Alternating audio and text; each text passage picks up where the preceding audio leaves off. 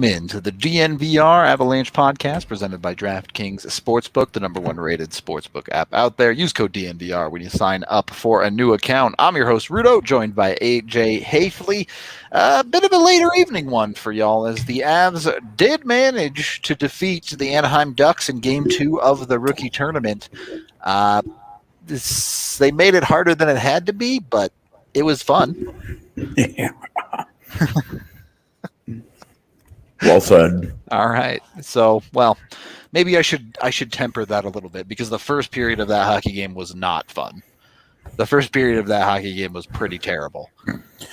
Like Crow said after the game, they kind of sleepwalked through it. Yeah.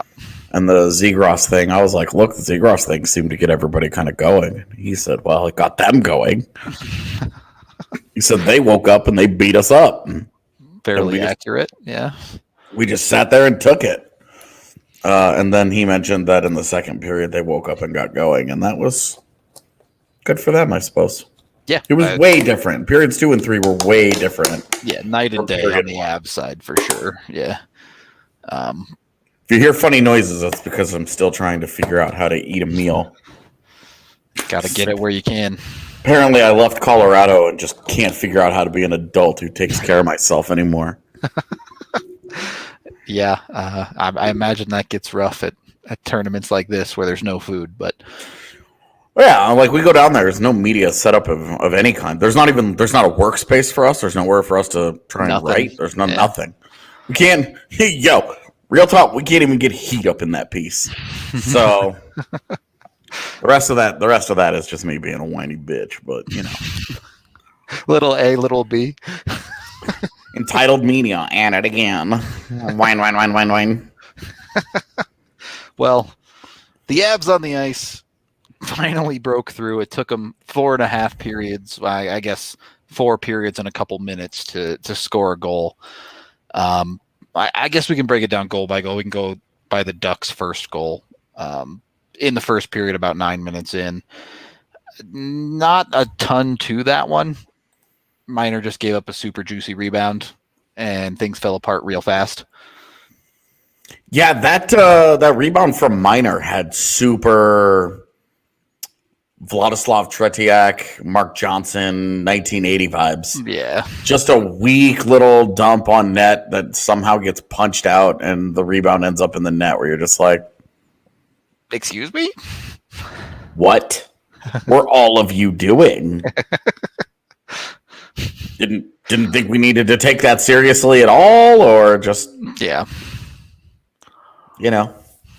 anyone go get the puck, please. Yeah, just it was a major like Bueller vibe, like Bueller, hello, McFly.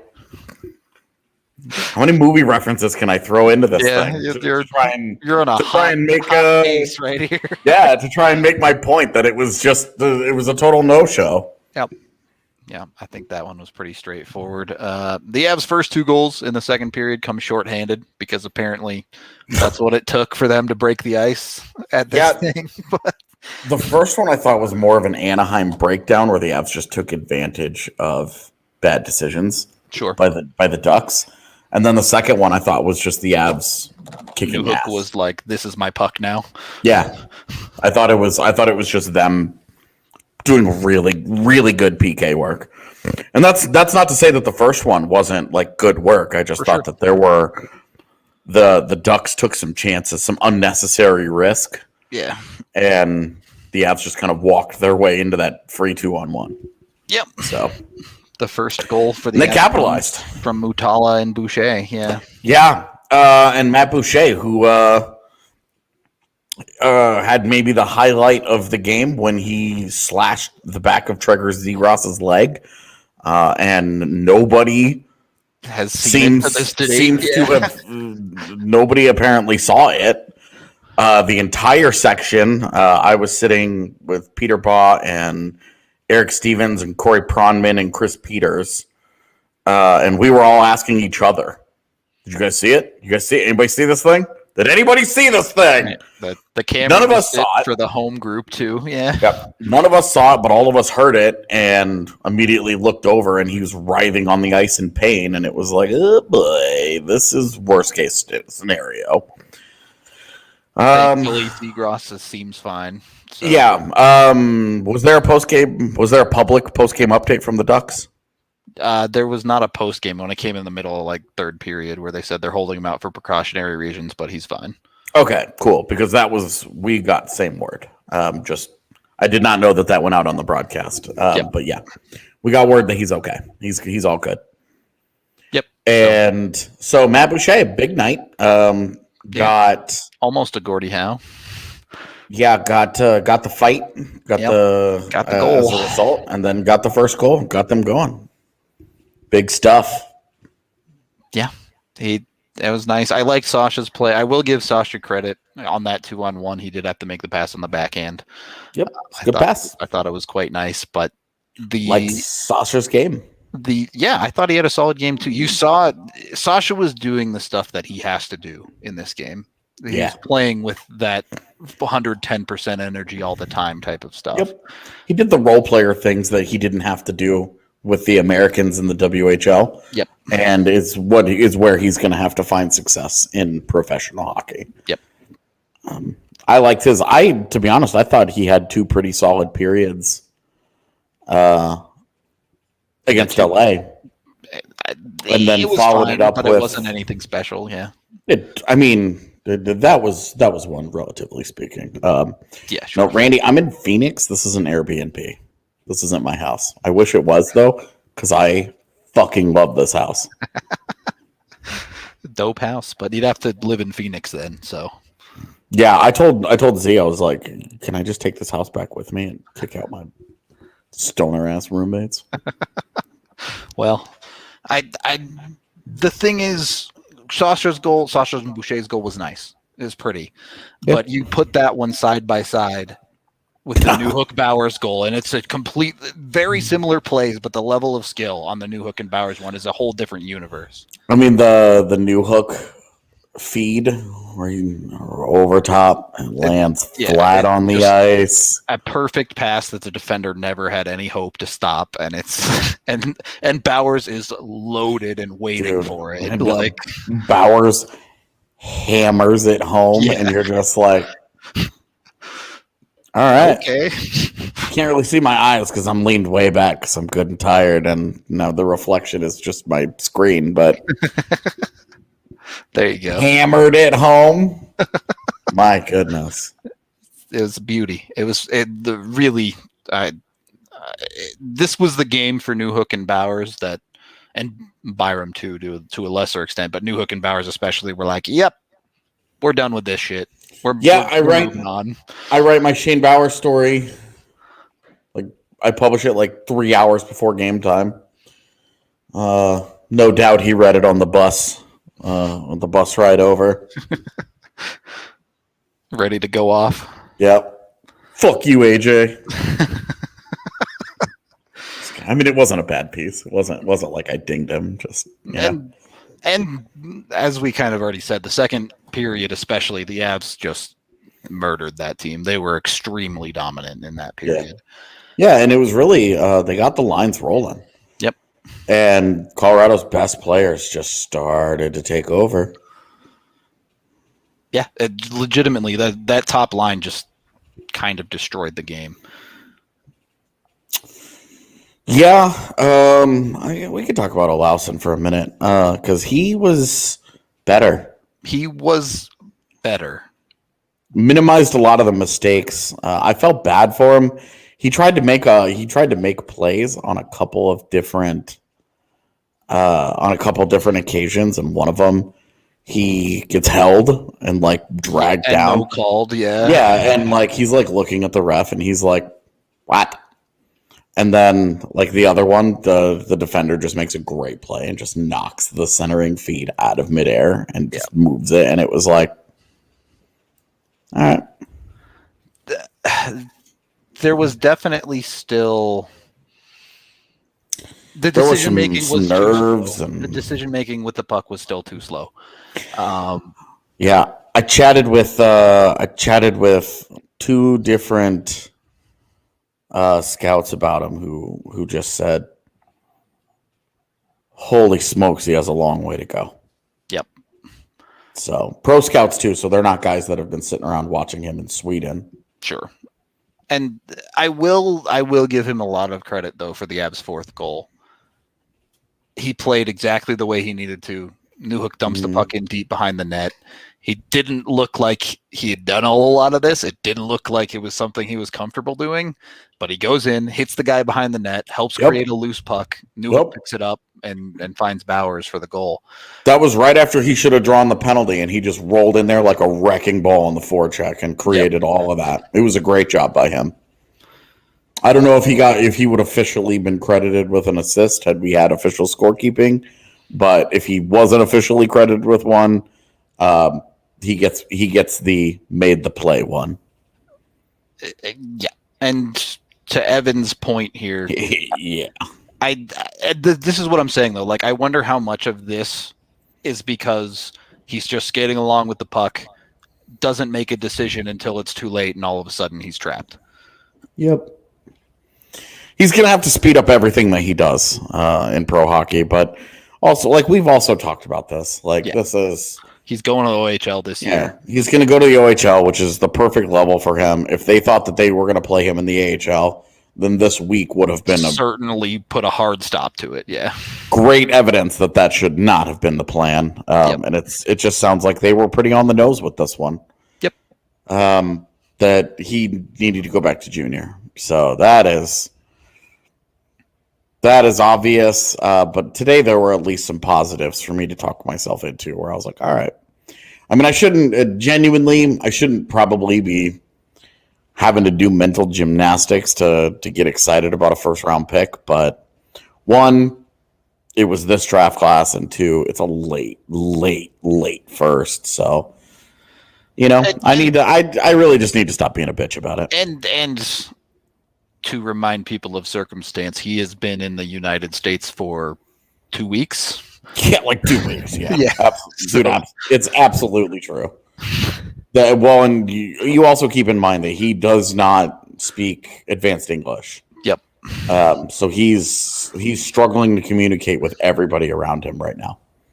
Yep. And there was no Wingerly tonight. So he did not have a translator. He did not have a crutch in a countryman who can relay things to him. Yep. Yeah. So definitely a lot of adjustments for the kid. A lot of things he's got to work on. For sure. But his two line mates don't need to work on much. Newhook, do your thing. Yeah. So when you watch rookies go off like Newhook and Bowers did tonight, what better way to enjoy it than when you're sipping on a beer, right? So go get Breckenridge Brewery, the official beer of DNVR. You can get them down at the DNVR bar. I know these stream games aren't live there, but once we get into the season, we're going to have every Avs game at the bar. So come down, watch them, especially, look, with how things are with altitude, looks like you might not have the easiest time getting it at home. So you can always have it at the bar. Great way to come watch. Check out Breck Brew. You can also find them at your local liquor store as well. Use the Breck Beer Locator online to do that. Then you can hit up Green Mountain Dental Group, the best family dentist in the Denver metro area, just 15 minutes from Lakewood, or from Denver, rather, in Lakewood. When you get a cleaning, x-ray, and exam with them, you get a free Sonicare toothbrush. So jump on that. Get yourself a toothbrush to make cleaning your teeth that much easier. And Green Mountain Dental Group, they'll take care of you as well. Everyone who switched says they're a great dentist. They give you reminders. They always want to make sure you're on top of your teeth game. So there you go. Perfect. Good to go. With that, of course, also check out us at the DNVR. As the football season continues to roll on, we're doing dope stuff. If you missed it today, we got party buses going to Broncos games. So check one of those out. It is super awesome. the home opener coming up on the 26th. We got the party bus. It's gonna be awesome. They're doing all sorts of crazy stuff. I don't even know what some of these things are. Of course, they have the Breck Brew that's a round trip, so they can take you home as well as you get a shot of AJ's dope B&B here. They got pizza. They got entrance to our tailgate. So party bus has got you covered, top to bottom. The round trip bus ticket with all you can eat pizza and delicious Breck brews only costs $30. It's basically the price of parking at the stadium anyway. So jump in it, get on a tailgate, and come have a good time. Yeah, the bus is going to be popping if it's anything like the tailgate show. That's all I'm going to say. The bus is just going to be the tailgate on the move. Basically, that's what it's going to be. So check it out. Be sure to hit up the party bus for the Broncos game this next coming weekend. Second period of the DNVR Avalanche podcast presented by DraftKings Sportsbook. All right. Should we get into some of the non-scorers? I saw a chat talking up Foodie. He was fun to watch again tonight. He should be a defenseman.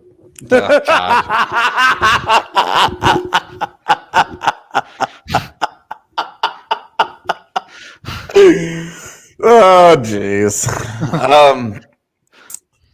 Yeah. I really don't have a whole lot to add other than Foodie looks awesome. He looks really fun. Yep. There's not a temptation for me to drop him into the NHL. Yeah, either. There's a lot of stuff. There's so much stuff that he needs to work on still. But it's so fun to see what he does well. All of the polish that Bowers has, Foodie doesn't. Yeah. But Foodie will just blast off and go coast to coast out of nowhere because he's such an insane skater. I loved that when he got that one opportunity to try and win a foot race, he went hard in the net. Yeah. I was so dry. I was like, if you pull up at the dot and you try and find a teammate, so help me God, you're going to hear me screaming at this dude on the broadcast. I'm going to sound like that bitch-ass ref yelling at Bo Byram. Like, oh, my goodness, man. And then he just put his head down and went, didn't work out, didn't get a shot on goal. Was not close to all that close to being a goal or anything, but I love the aggression. I love the mindset and the mentality. Yep. That's a situation where you're like, if he can add over the next year and a half, if he can add enough strength where he just dusts that dude or he just dismisses him with his upper body strength, we're in business. Yep. He has to get there, but if he gets even close to that, the dudes could be insane. So a lot of work to go still there as well, but his skating, when you watch him zone exit, it's just so fun. Yep. So highly recommend on that front. Yeah, it'd be really good if he was a defender with that zone exit. Okay. Yeah, sure. Let's talk about some defenders then. Graham Sword. Just kidding. He looked solid tonight. I mean, it was fine. Yeah, I liked it. When you're talking about a 17-year-old kid, especially, but Charles Edward Dastus, or Dastus. Yeah, I don't know. Yeah, Dastus.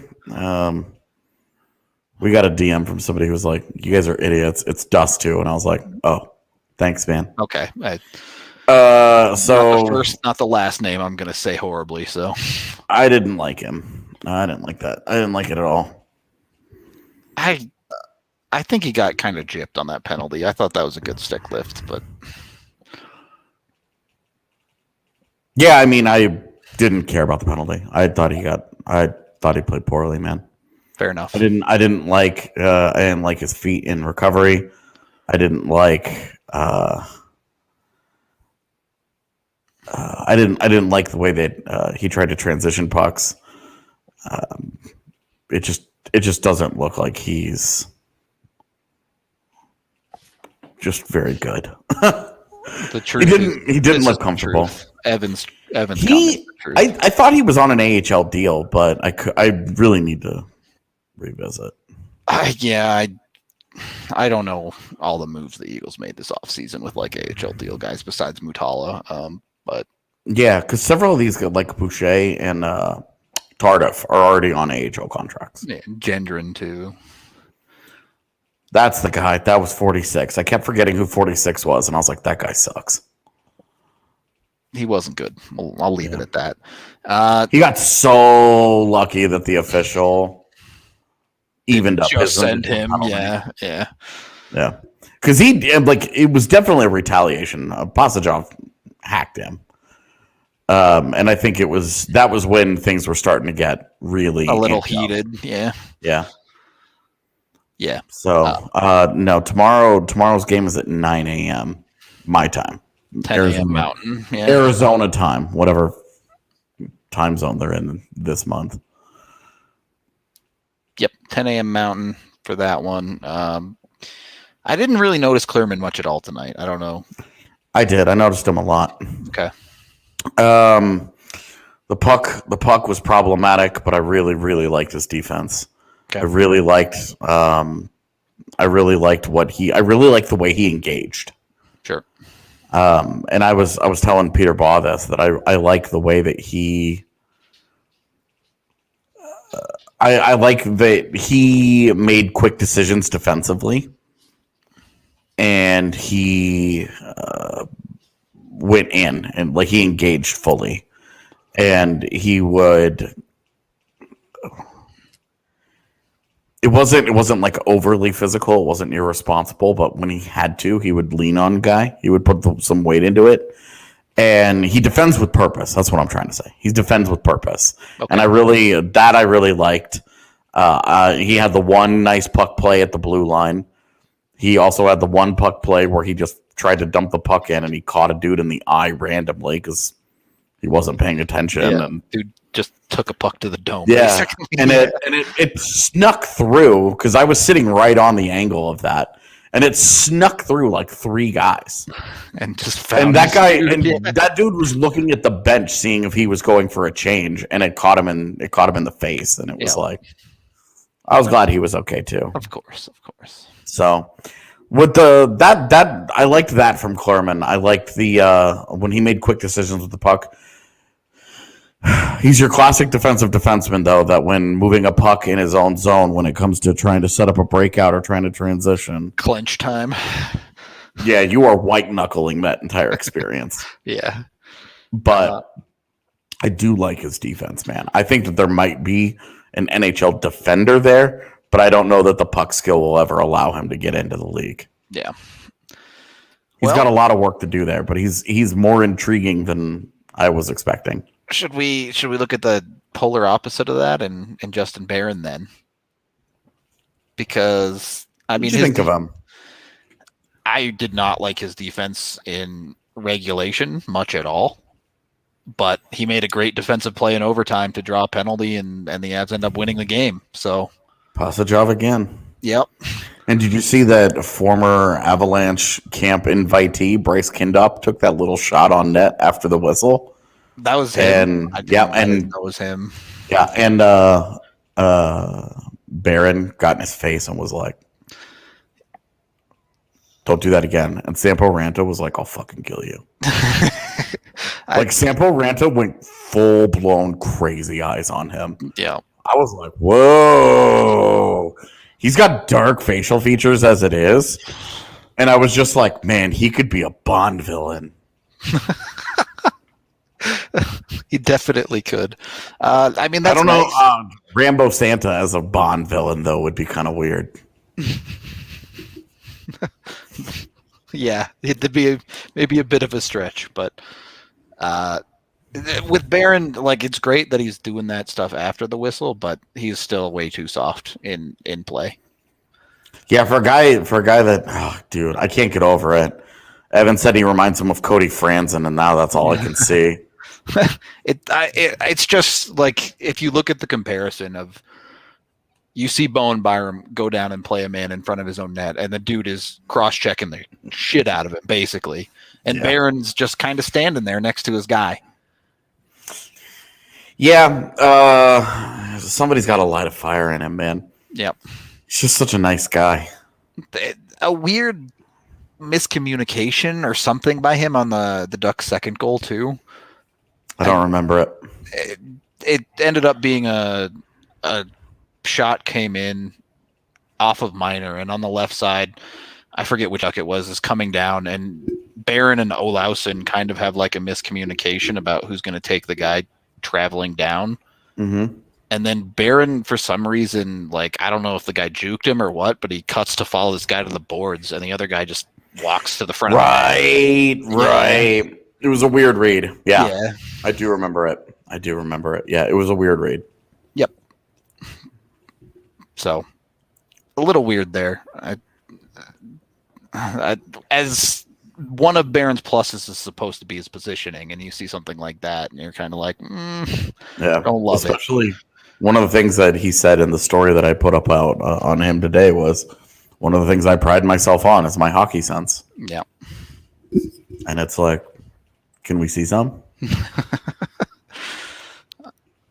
Yeah. Then you had the defenseman at the top of the food chain here is obviously Byram. Played solid on the whole. Ended up, I'm still not 100% sure if he got the game winner or if Ranta got a piece of it. He did not. Okay. So yeah, I watched immediately to see if he gave credit to Bo or not, and then we talked to him after the game and asked him, and he said, "Nope, I was just screening him." Cool. So then I made the game winner. Then, yeah. Sample's got a big butt.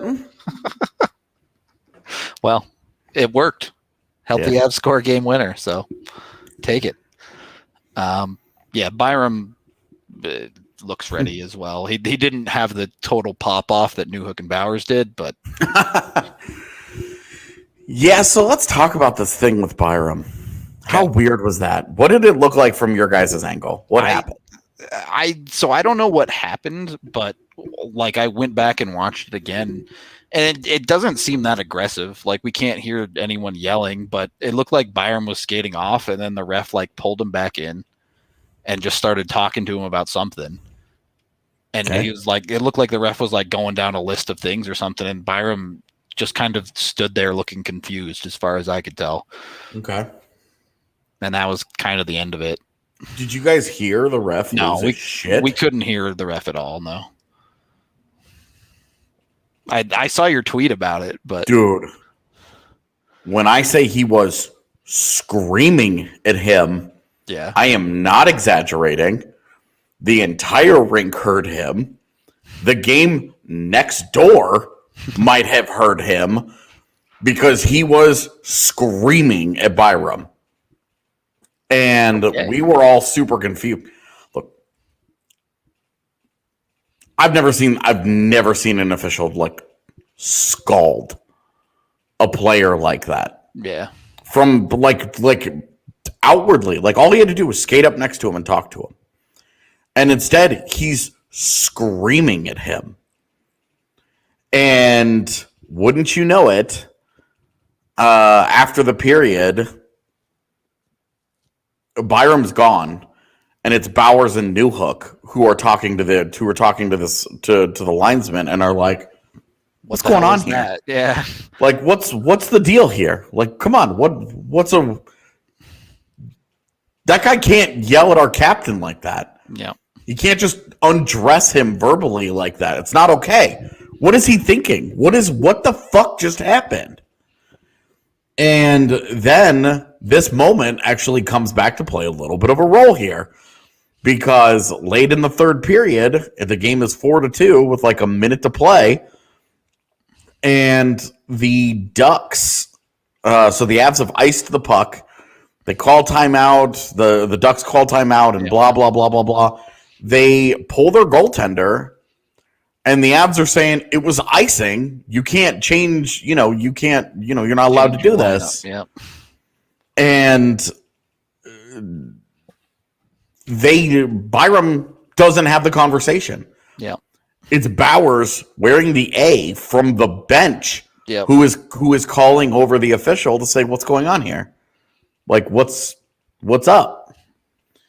And I'm not entirely sure what Colorado's point of contention was. They're allowed, like the Avs were the ones who iced the puck. Yeah. Like the Ducks were allowed to change. They're allowed to pull their goaltender.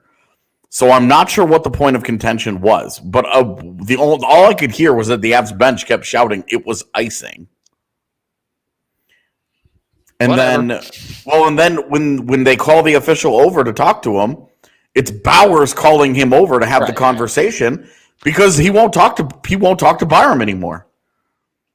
And it's like, what kind of middle school, juvenile, petty ass bullshit is going on with an AHL referee who won't talk to a 20-year-old captain of this team? What is happening here? It was so weird. And we were all super confused. The scouts that were sitting around us were pissed.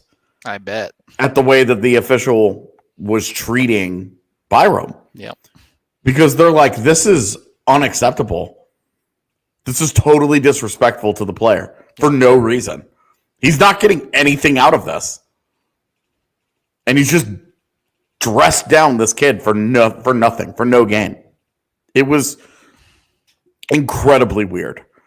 And then that whole third goal situation happened, or the whole face-off situation happened that led right to their third goal where Klurman's stick broke. Yep. Sorry.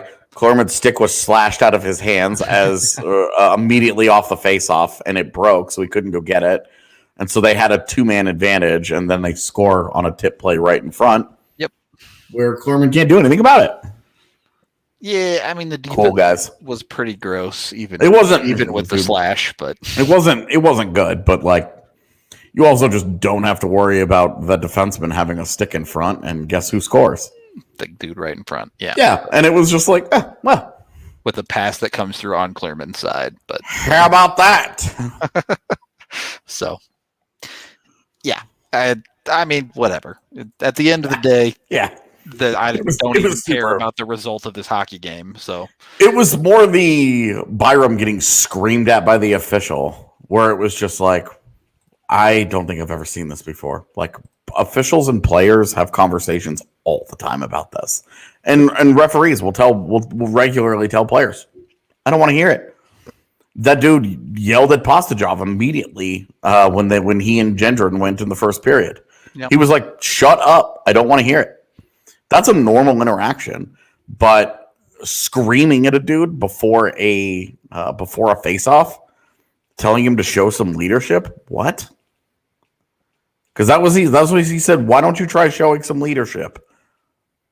Why don't you try showing your team how to do it, how to handle yourself? And it was like, yeah. What? I couldn't hear any of that on the feed, so I don't know. What are you talking about, crazy man? And then to see like Newhook, Newhook's a pretty smiley, happy dude. Yeah. And after the period, I don't know if you guys could see it on camera, but Newhook was pissed, not happy. Yeah. Yeah. And Bowers always has like that. Like he has that. Like he never looks happy. Yeah. That dude could straight up be in a Hitman movie someday if he wanted to be. Just walking around with an angry mug. Like he's gonna be one of the dudes that John Wick kills in like the 6th movie. if hockey doesn't work out for Shane Bowers, he'll be a perfect. There you go. Well, how many movies can I reference in this pod? You're going off today. I'm on fire, man. Well, I do have to reference some meat with Hassel Cattle Company. Oh, man, it's not where I thought that was headed. Yeah, I know. See, now that I got y'all suckered in, it's like you're eating out of my hand. You think everyone's going to be a Manscaped, but no. Yeah. This one's Hassel. Sorry, I'm not eating out of that hand. I know where it's been. Hassel Cattle Company, they have the Wagyu beef burger down at the bar. They also have a ton of other awesome meat. All of their steaks, the sirloin, the tomahawk, the ribeye, you name it, they got you covered. Go check them out at hasslecattlecompany.com and get 10% off when you use code DNVR10 at checkout. If you order over $200 of meat, you get free shipping too. So they got you covered. Then check out Solace Meds because, when you're about to eat a sweet, juicy steak, you probably want to give yourself the munchies first. It all adds up. Solace has products from 15 to 25% off in store. Check all those out. When you order online for pickup, you can also get 20% off everything when you use code DNVR20 at checkout. They have 4 locations here in Colorado, one in Wheat Ridge, one right next to the DNVR bar, one up in Fort Collins, and another one off Broadway as well. So they have you covered here in Colorado. Go find one near you. If you go to the Wheat Ridge location and buy something, you also get a free King Cone to boot. So, yeah, Solace Meds, SOLACE meds.com. And last but certainly not least, StravaCraft coffee, the CBD-infused coffee that has really helped many, many people with migraines, aches and pains, IBS, joint pain, all sorts of stuff. It's kind of a wonder drug in that regard. Plus, it comes in your morning coffee now. So it's just that much easier. You can keep your routine, and it'll take care of all that stuff for you. Check them out today at StravaCraftCoffee.com. Get 25% off your first order with code DNVR25. Third period of the DNVR Avalanche podcast presented by DraftKings Sportsbook. AJ, what do we think of Ranta and Bocage in this game?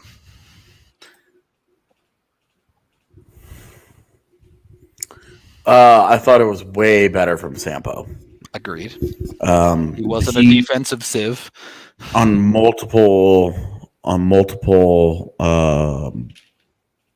occasions, Ducks players tried to stand him up and smoke him, and he just bounced off of them. Yep. He did have an ice pack on his right elbow after the game, so I'm assuming he was a little sore. Sure. But no big deal. I loved him in the offensive zone, being as aggressive as he was, both on the forecheck and with the puck.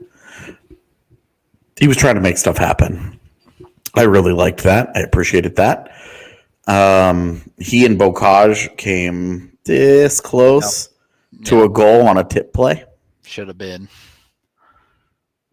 But didn't quite go for him.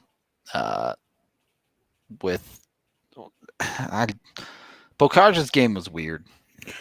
Oh yeah, I forgot you. You asked about Bocage. Yeah. There's a reason I forgot. Sounds about right. He has such a long way to go. Yep. The shot is great. There's really nothing else happening there right now. It's I did notice every time he gets hit, he gets this big goofy smile on his face, and I was like, "This is weird, man. Either that's a Willem Dafoe, that's my fetish kind of thing, or he's trying to hide the pain." Either way, kind of a strange response to contact. To your point, if he finds himself in a situation to shoot, it's great. But every time I see him with the puck and it's not a spot to shoot, I'm waiting for him to show me something, and I haven't seen much.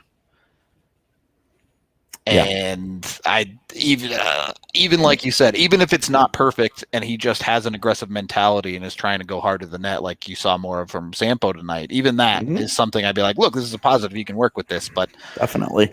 You see him get the puck on the half wall, and he kind of just sits there with it. Man, it's just the very definition of what Jared Bednar would call a passenger. Yep. That's a great way to put it. Yep. So, not without skill and not without talent, but he's getting. I mean, Matej Keselek has more moments in this tournament than Bocage does. Yep. Jack O'Brien was great tonight. And scoring the Avs' third goal. Yeah. And to Taron Fizer. Fizer was all over the place, especially early in the game. Up and down. I talked to what are they called? Roman Yossi is the captain. He just made them look like manatees in the drawing thing that they do at the media thing. The Predators. Nashville. I talked to a scout from Nashville. Okay. And I couldn't remember that. I couldn't remember the thing. And did you see Roman? Did you see Roman Yossi's attempt to draw a Predator? I have not. It looked like a manatee. I was like, does that dude think he plays for the Manatees? What's happening? Yeah, sorry. Anyway, that probably ended up looking worse for me than it did Roman Yossi, but whatever. Go and look it up. They look like manatees. Anyway, I talked to a Predator scout who loved Pfizer. Like, was all over him, yeah. Just chatted him up, and was just like, and I was just, I was like, I've never seen him before, and was just like, hey, how's it going? Like, what are you seeing? As a person who's not with one of the 6 organizations that is represented here, why are you here? Yep. What have you seen out of this game that you like? And Pfizer was a guy that he pointed out specifically, probably because he's not under contract, and that's what that guy's there for. Yeah. So when you see Pfizer sign with the Predators AHL affiliate, you'll know. Yeah, right. When he's a Milwaukee Admiral in a month, remember this conversation. Can we get a petition to change their name to the Milwaukee Manatees? Oh Lord! I wish we could find that picture. I'm sure I can find it. Yeah. All right. Well, while you look for it, Trent Miner. Yeah. Tale of 2 games. He battled really hard early on when his team was letting him down, and he did a good job. He made some big time saves, and then he didn't. Yep, the final minute it was like I get Jamie Drysdale makes a great play to Jacob Perreault, and Jacob Perreault got drafted in the first round because he can really wire a puck, but that was not a special shot. That he had to catch it, corral it, set, and shoot, and Miner was just cheating to the middle of the ice, man. Dude, it was not good. And there were some other situations where I thought I really, really liked the reads that Miner had made. He aggressively put himself into position, and he stopped pucks, and he gobbled them up. Wasn't tons of fat rebounds. I mean, that first goal wasn't great. If you're UC Parkala, there's a lot to work with here. There's a lot that you were encouraged by. I'm not as high on him as you are. I think he played solid. I think he battled, but his glove was giving up too many rebounds. There were a lot of pucks that were bouncing off of his glove, and it was weird that he could not cleanly catch a puck. Definitely would agree. It was problematic. Yeah, we have the picture. Can we zoom in on that thing? Yeah. Bro, they're manatees. That's a manatee. I don't know what that is, but it's definitely not a predator.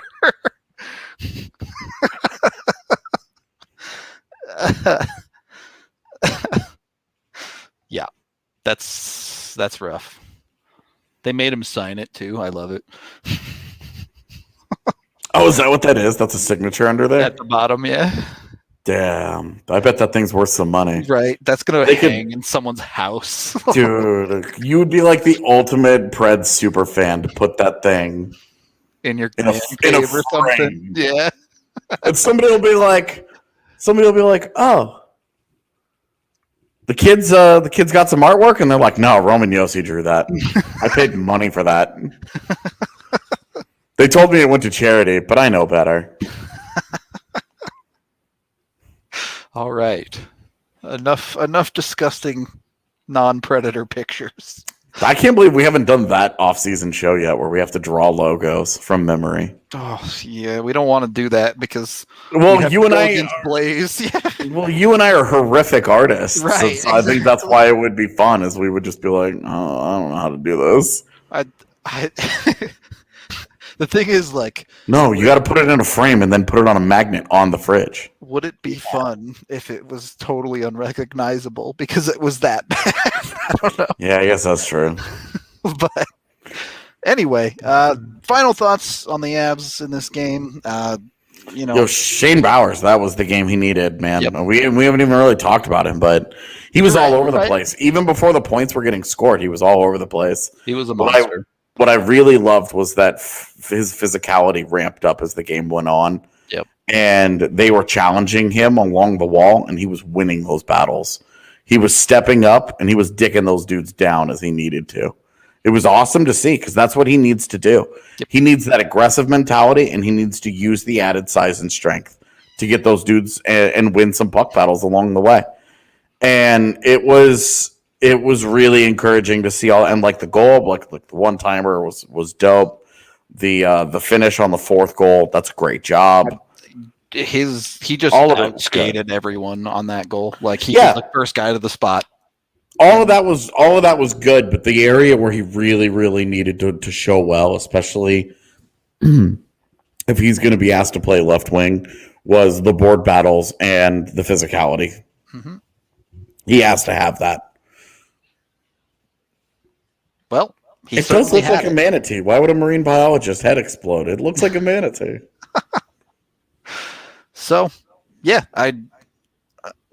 if it were me picking, I think Newhook had the best game of the two, but you can give it to Bowers as well. Yeah, but certainly I think just given their situations, Bowers' game is more important. Yeah, he really needed that. 100%. Really needed that. Yep. I'd like to see him get to play tomorrow morning. Just let him keep going. I'm all for it. I'm all for giving him as many opportunities as possible. So if he gets the chance, great. But all of this is just ramping up the camp, right? And that's where the fight really starts. Yep, absolutely. So we'll have you covered on that. We will be back tomorrow afternoon for a post-game show on the morning game for the Avs. And then we'll be off Tuesday. AJ's driving home. I'm busy on Tuesday. So catch us Monday, post-game. Then we'll be back Wednesday. Post-game, I mean, the game's at 9 a.m. tomorrow. Yeah, post-game will be at like 1:30 or something. Yeah, it'll be like close to our regular time, our regular scheduled time. Yep. So check us out. Hopefully you tune in. We appreciate everyone here tonight in the chat. Thank you very much. Whether you watch, listen, however you consume, we are going to get out of here for the day. Until next time, we will talk to you all later.